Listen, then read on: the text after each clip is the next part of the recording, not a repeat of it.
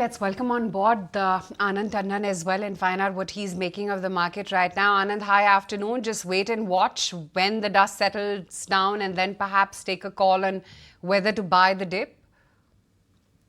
Well, yes, I think the market has fallen quite sharply and quickly. So therefore, you have to wait to see where the bounce comes back.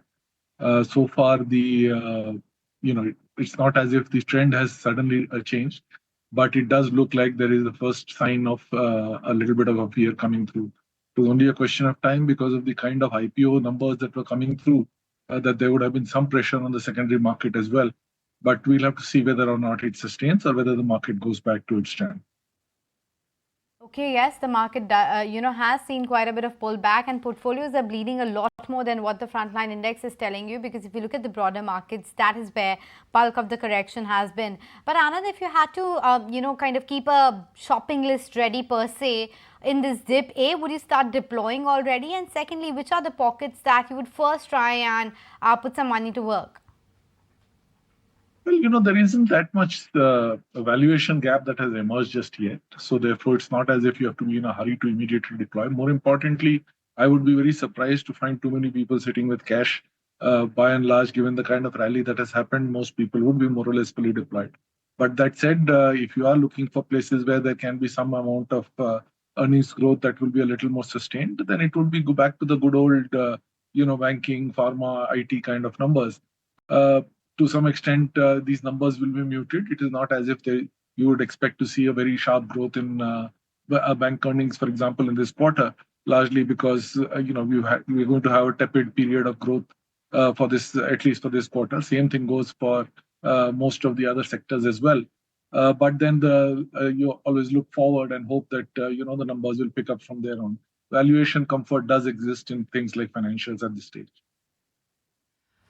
Right. Okay. IT in the meantime, that seems to be only bucking the trend right now. Naresh, your thoughts? Because IT has, shown some resilient bouts all through last week too. So would wait out for IT given the results are around the corner. They've already rallied a lot across the board. So any sharp dip on results would be an interesting time to get in, not at a preemptive before the results. Because majority of the stocks, say from election day lows, ITs have been a sector which has done really well, 15 to 20% across the board. So would wait out for a dip to actually add, not at current levels. Okay, so that's the latest coming in on the IT sector, at least bouncing back, and that's the one which is actually holding out in the green. A couple of these pharma names are also actually doing okay. AstraZeneca, for instance, has been up and about since the start of the day. That Natco Pharma and the partnership that they did has been doing well. From the IT space, it's LTI Mindtree, eClerx. These are a couple of names which are doing okay. And CG Power, that entire foray into the OSAT designing or the semiconductor designing is also auguring well for the stock. Chola Financial Holdings in the last few minutes has moved up. Kalyan Jewelers 2 is looking okay, and Nykaa 2 is trying to bounce back a bit. So these are the moves that are there in the last few minutes. Of course, they still continue to be in the red for now. On the losing side, C, Infosystems, PNB Housing. These are some of the names which are in the red right now. But you know what? We are just around the festive season, and the start has been a bit tempered, at least by some yardstick as to what Father, etc. have to tell us. But others believe that this is likely to be a great festive season. In fact, when we did speak with a whole host of appliance makers and sellers, they were talking about how it's expected to pick up. And Mr. Tyagarajan of Blue Star also said that he's expecting the industry to grow at a CAGR of 19 to 20% till FY 2030. Sorry, FY 2030. Hear out what they had to tell us. The India market will grow at a healthy double digit, and we believe that we will grow at better than the market estimates. We want to consolidate our leadership further. With the launch of the new AI Galaxy foldable series, Buds and Watch, we are very, very optimistic with that. So internally this year, as in LG, we are targeting roughly about 30% market, 30% growth in television business. For us, growth is coming from most of the markets, and if you talk about metro market, the growth is coming from upgrade. So customers are coming and upgrading to new new technology like the smart AI technology, and other markets also customer are coming and upgrading to better television. Like they used to have conventional TV, they are upgrading to the LCD LED kind of televisions and to a bigger screen size. So demand is there from tier 2 tier 3 as well as the metro market.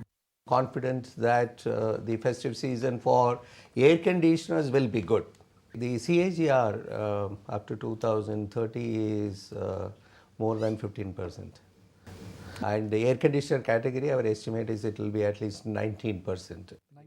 Will more than double. We are on a high run this year during Diwali. We should be looking at a growth of at least 10% over last Diwali. And mind you, the last Diwali was also good. So on a high base, a growth of 10% would be really great. Biggest advantage in our consumer durable is the EMI offers. So I think that's what's been propelling our sales in the last 5 to 7 years, and that's the way forward. Is continuing and it is getting stronger and stronger. So what we are seeing is even in the first 6 months of this year, Jan to June, the reports which have come in, we have seen a higher growth in all the categories, across all the categories in premiumization. So Right, okay, that's the take coming in across what the consumer industry has been saying.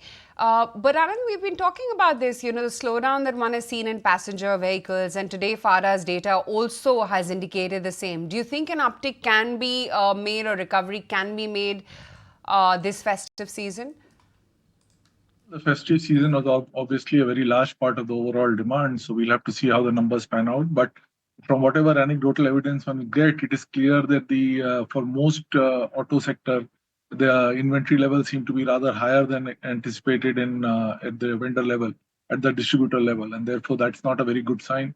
Importantly, the bulk of the portfolio of most of the companies is not yet EV, and the incremental demand is coming through on the EV side as well.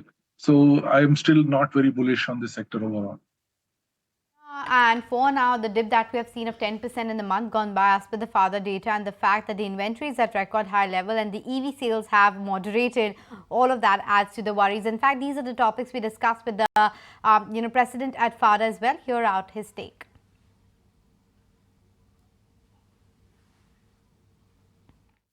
The inquiries have actually gone up fourfold, which is very, very heartening. And hopefully, this would also lead to bookings. It's already started leading to bookings.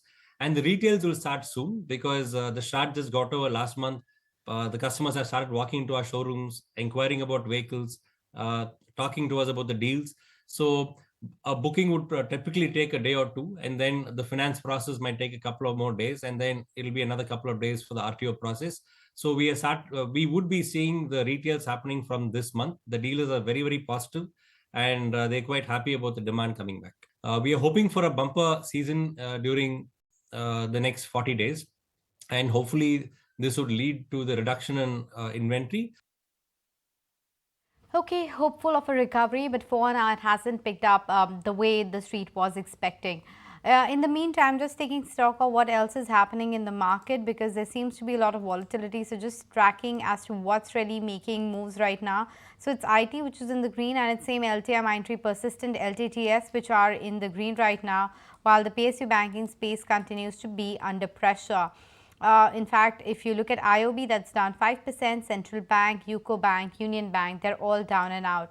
Anand, wanted your take regarding IT, with TCS just around the corner on October 10th going to report its numbers, and the expectation are that this time around it's going to be a bit more stable quarter, and the commentary is going to get incrementally positive given the fact that the rate cut cycle has started and there's a bit more clarity, at least with respect to how the economic turn is going to be, apart from the geopolitical tensions. Do you think it's time to bet on the IT names, or would you wait by for the earnings season and then take a call, because the index has run up 10-11% already in the last 2-3 months? That's true. There isn't much. It's not as if there is anything which is dramatically to be discovered or where there's likely to be a huge surprise. However, the commentary will likely be positive. One expects to see most of the frontline companies actually reporting or guiding a little more than what they have in the past. I think they build down the expectations quite dramatically. And from here, hopefully, the commentary at least will turn a little more positive. But that said, don't really expect to see volume growths running into mid-teens or anything of that sort. You're still looking at fairly anemic kind of growth rates. And given that the valuation of these companies is also significantly higher than in the past compared to the growth, it's not as if these stocks are cheap. But overall, I think that's still a somewhat less overweight sector for most people, likely to be a better defensive place to hide in case the market does turn weak. Right, okay, let's just see what's actually lagging still in the market. And when it comes to the broader end of the market, Idea has really gotten clobbered. It's now down 6.25%. Hindustan Copper down about 5.5%. Tata Power is down over 5%. GMR Infrastructure, Federal Bank, these are some of the rank underperformers. Within the large caps, of course, like we mentioned, Axis has again slipped, down about 3%. HDFC Bank still languishing about 2.5%. SBI continues to be a rank underperformer within the banking pack. That's down over 3% as we speak right now.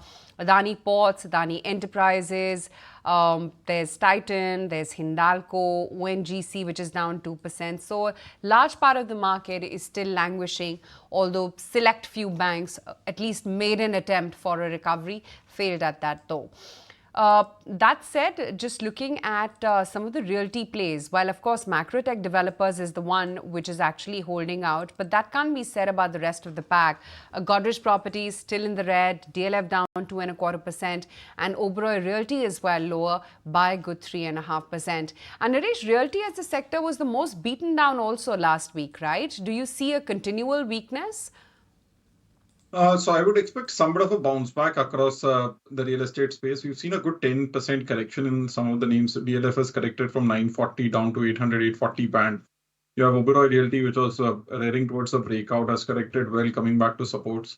So a lot of these names are back to August lows. Could be an interesting price point to play for a bounce back in some of the large realty names. Right, okay. Before we move on, the Indian market remains very competitive, even amid good growth. That's the word coming in from the Airbus global CEO. He spoke with ET Now and added that challenges will remain in the aviation sector. Indian market is booming, fueled by the growth of the population and the growth and the increase in wealth and access to flight, by the fact that new airports create new connections. But it's indeed a very competitive market. And the Indian airlines are actually competing fiercely for that market. So it's an overall growing one. There are challenges that come with growth, especially fast growth. But I think there can be no doubt on the fact that it's poised for success. For challenges, growing at that pace is not something that is easy. And we see ourselves, by the way, having a responsibility and an opportunity as well to contribute to making that growth a good one, safe from the standpoint of flight safety, but also competitive, so that the growth can be managed. But indeed, it's a competition, and it's a fierce competition. Okay, that's that from the Airbus CEO. In the meantime, just looking at some of the other underperforming sectors, and while of course banks did attempt a recovery but failed to do so, like we pointed out, SBI, HDFC Bank, IndusInd Bank and even Axis continued to be under pressure, although Axis did make an attempt at recovery, but that's also gotten sold into. Kunal, quite the volatile move for the entire Nifty banking pack, led by, of course, large caps. In just last half an hour, it's been all over the place. Yeah, but generally, we've seen historically that large bouts of volatility, and if it happens on an intraday basis, they generally are indicative that a near-term bottom could be at place pretty soon for the indices. And to add to the fact that the RSIs for both the Nifty as well as for the Bank Nifty have gone to single digits now on the short-term time frame charts. Now that's generally an indicator that the markets are oversold, and we could be looking at a reasonable bounce. Now what matters over here is that if in case there is a bounce over the next couple of days for the indices, which are the sectors which would probably be going through a recovery phase, and which are the sectors which could probably start to get back into a relative outperformance mode. So these are the two important aspects to watch out for. The ones which could be seeing a short covering or maybe some pickup of price performance, they could be the one where the rally may just about last for a couple of days.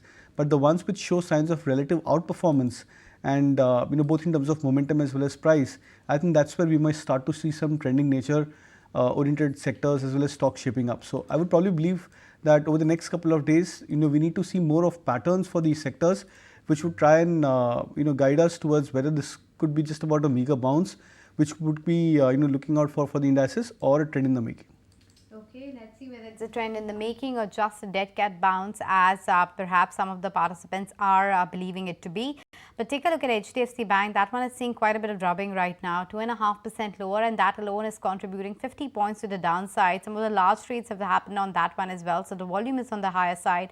Clearly, HDFC Bank seeing some of those green candlesticks, but then a big red bar emerging, telling you that there is that profit booking which is happening on HDFC Bank, and this is despite that positive news flow coming in on Friday, that the overall QT provisional updates have been decent, and the fact that it's likely to get a higher weight in MSCI bring in any of the good news. For now, HDFC Bank is in the red.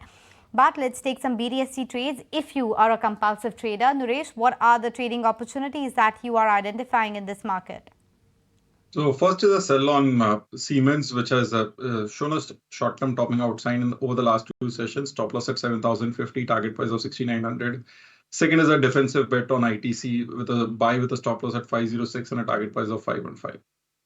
So an STBT trade coming in on Siemens. ITC is something which is still looking interesting given the defiance that stock is showing in the wake of what's happening in the market. But Kunal, what are your trades?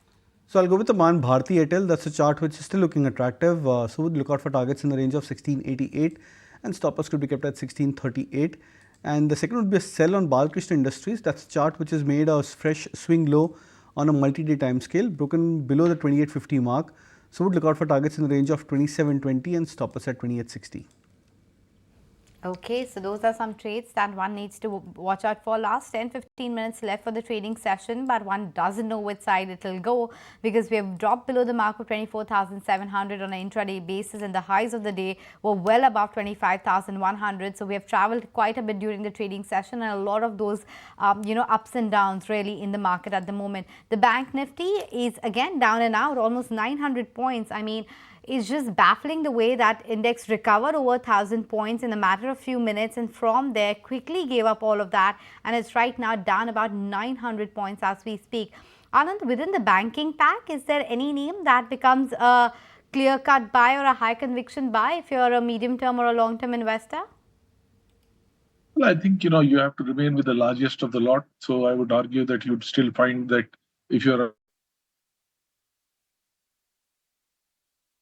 just a bad line that we have with Anand at this point of time, and we'll try and rectify that. But Nuresh, just coming on the banking index, which name amongst that looks the strongest? Is it ICICI Bank given the outperformance today? So I would still go with the basket of HDFC and Kotak, which has actually underperformed in a major way. HDFC Bank is back to 1600 odd levels, which was the low in August. 1580, 1600 was the low, and that point of time Nifty was at 24,000. So that looks interesting. Same way, Kotak Mahindra Bank closer to this sub 1800 levels is at the same prices where it was in 2021. Back in 2019, just before COVID, start of 2020, it was at 1750 levels. So the stock has gone nowhere for the last 4-5 years. This is the place where risk reward still looks interesting. So I'd go with two large names. And today we've seen very large volumes indicating possibly a lot of selling has been getting absorbed. We've seen the largest volume take on HDFC Bank apart from the MSCI days. Right. Anand Tandon is back with us. Anand, you were talking about what you would be tempted to buy within private banks in this decline. So I was saying that the frontline companies still look quite attractive. I mean, there will be obviously a slowdown in growth in this quarter also because HDFC is having to readjust its loan growth compared to its deposit.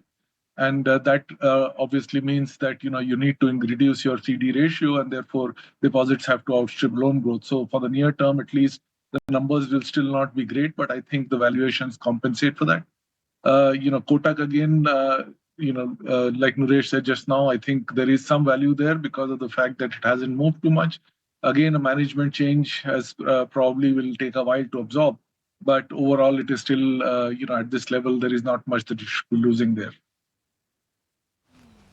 Okay, so that's the view on some of the banking names so far. But Heidelberg Cement has also actually clarified. Remember that stock had shot up 10% at open because there were reports going around that Adani is on the lookout for buying some of the stake in that company. But then that stock has cooled off a bit, and there's that latest clarification coming in that the company is unaware of any such development, and they have been, of course, informing the exchanges as and when there's anything to inform. But within the cement pack, anything that looks interesting at all, Anand, and also the paint sector, because there was that interesting update that came in from AkzoNobel, wherein the parent is looking at some sort of rejig in the Indian arm. Who do you think could be a likely buyer for the same? Maybe Birla Opus or the other incumbents, JSW, etc.? Well, when you have new entrants entering a market, especially one which is where there is a dominant player and the others have been also growing their market, it becomes a little difficult to find winners because till the it's like what happened in telecom when Jio entered, right? For the longest time, you will have to have price pressure. The same thing is likely to play out in paint, so I wouldn't be in a hurry to buy that. I think it will take a while for the dust to settle on that. What was the other sector that you mentioned? Cement, because there again the consolidation seems to continue with the latest report on Heidelberg Cement. Well, yeah, I mean, so the only play in cement really is companies which are up for sale and might be bought back by the larger players. Other than that, I don't see any play in cement as well. The capacity utilization continues to remain weak at a level where, by and large, most companies are not going to make supernormal profits or even very high levels of profits. Most of them have not managed to sustainably maintain an EBITDA of more than 1,000 rupees a ton. So I think you're still looking at a sector which is growing on the top line, but yet to make economic returns. Okay, that's the take on some of the cement players as well as paints as well. In fact, some of those paint companies have really had a volatile ride in the last fortnight or so. First, the cool off on crude all the way to 70, wherein they gained. And then, of course, the spike up that we've seen ever since the geopolitical tensions between Israel as well as Iran escalated. You did see once again that trade also getting caved in. Kunal, any observation that you're making on paints or even tires for that matter? So, not too much bullish on the stocks, at least as of now, because of the recent selling in the last 4 to 5 days. In fact, what's happened is the likes of Asian Paints has managed to break below a critical support of 3,200 mark. And, the manner in which the stock has broken this, critical support is with a gap down. And I think that's one of the concerns for the stocks emerging. So, in this leg of price correction, these stocks have formed major resistances in the form of gaps being formed on the way down when these stocks have gone through a price volume correction. So on the way up, whenever these stocks get back into a recovery phase, they would probably face a lot of resistance at this major gap resistance. That's where I would probably want to believe that if these gap levels are crossed, that's where one should look to buy rather than going for a preemptive of a bottom formation at current levels. Quite wobbly actually for the US futures, to be honest. I mean, it's almost a 200-point decline that the Dow futures are now looking at. I mean, it's still about 0.5% on an average kind of dip, but 0.5% down for the S&P futures as well, and the Nasdaq also lower by a good 0.7, and that's equating to about a 140-point loss as we speak right now. And yeah, our markets have really been the world underperformers because it's really not that bad for Europe. It's marginally positive, largely flattish across the board, marginally negative, I stand corrected. FTSE, of course, is marginally in the green. Asia has had pretty a good day, actually. So we clearly seem to be the region underperformers led by power, telecom, chemicals, infrastructure, metal, cement. Can go on and on with the list. In fact, it's only technology with a few odd names which actually managed to hold out and managed to surface up the index. It's been a bad day even for the breadth of the market. Only 24 stocks in the entire F&O universe have managed to close in the green with a count of a good 161 to the decline. So it's been quite a poor breadth as well that we've got handed with today. But thank all of our experts, Anand Tandon, Naresh as well as Kunal, for joining in. There comes a time when your heart calls for you to arise. Plant your feet solid into the ground. Decide your own limits. And then break right through them. Become something more.